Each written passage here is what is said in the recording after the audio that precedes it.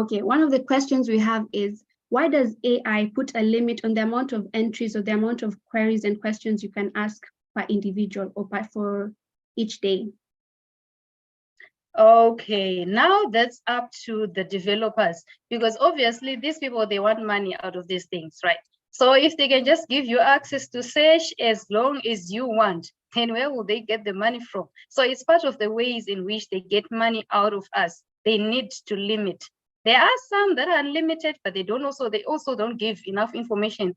There are some that allows you, I'm sure you can pay, there are different amounts that you can pay for the information that you want. So these are part of the ways in which the developers get money out of their work.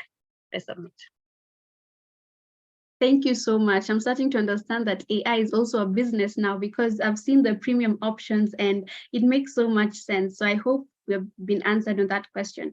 Our second question is, what AI application would you recommend for students? An application that you've used before, you've interacted before with, and you know it's safe for us so that we do not have unmodified content being aired out to us?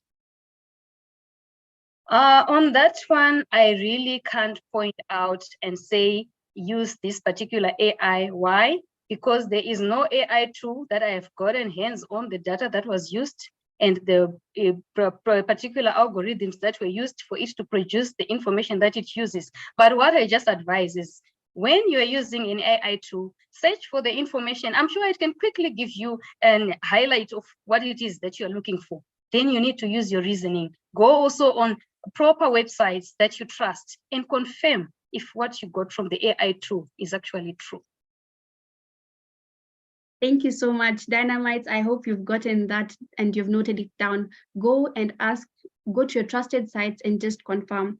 I noticed our hand was up. Owen Chamukuza, please, you can unmute. And what steps are being taken to protect privacy and security in relation to AI technologies? If you could elaborate more on that. I think so this is coming from a person who just needs more elaboration. Okay, like I said before in the presentations, these are still developments that are being done.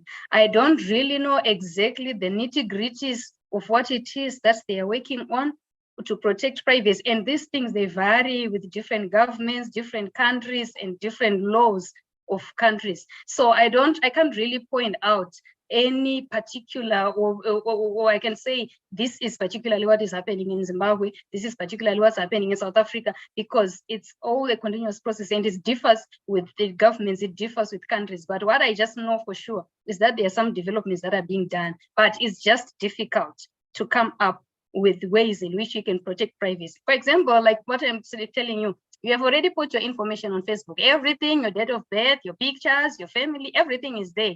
Even if you delete it, it is still there. So it's difficult for us to say these are the measures, unless only if and only if you haven't put anything. That's the best way I can say probably you are protected. But what if someone else put information that belongs to you? What if someone puts the info? Yeah, so it becomes difficult, and I can't really point out all the steps because I don't really know. It differs with governments, it differs with laws, it differs with countries.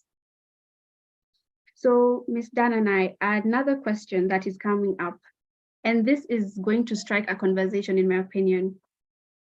Do you think AI is going to be the new norm? Like, are we going to live with AI like it's been there with us? Is it going to be the new norm in this century? Okay, maybe I should answer your question with another question. Who is going to live without AI? Already we are living in it. Whenever you go to, if you fall sick, you go to a hospital. How your details are being kept and how they come up with your history, that is all AI.